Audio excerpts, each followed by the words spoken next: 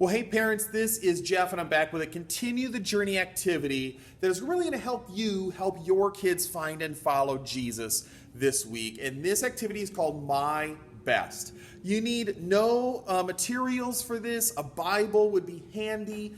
And that's it. And this is going to be one of my favorite ways that I read the Bible with my kids. Last week I shared about asking the question, what if? What if this didn't happen? What if this character in the story made a different decision? This is going to be another way that you can ask some questions and get your kids thinking about the Bible story.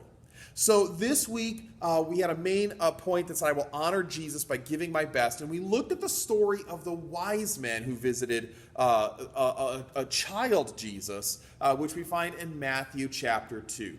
So read this story this week with your kids. Find a time when everyone can be kind of chill and spend a little bit of time together. Maybe first thing in the morning, maybe it's bedtime. I do a lot of this at dinner time, just around the table. It's why my Bible has spaghetti and taco and all kinds of stuff in it. But read this story from Matthew chapter 2. And then you can say to your kids this. The wise men, they gave up a lot to worship Jesus. They traveled a long way for a long time. It could have taken them years to do that. They brought expensive gifts, gold and frankincense and myrrh with them. They even risked the anger of King Herod to protect Jesus when they were all done. They went back another way instead of reporting to King Herod. They were willing to do all of this because they knew that Jesus was worthy of worship. Now, ask them, what would you have done in that situation? That's a great way to get them thinking about the Bible story. So last week I said ask them, what if? This week, ask them, what would you have done? If you were one of the wise men, would you have given up all those years to travel? Would you have given a baby some gold? Would you have defied the order of the Roman kind of puppet king there, King Herod? Wow, that'll get them really thinking. And I get some of the best insights into where my kids are with Jesus when I ask them this question, what would you have done in this situation? Then ask them, what is something you would be willing to sacrifice and give your best for? Is it Jesus? Is it something else? If you were to say the Washington football team was going to win the Super Bowl next year, what would you be willing to give up to see that happen?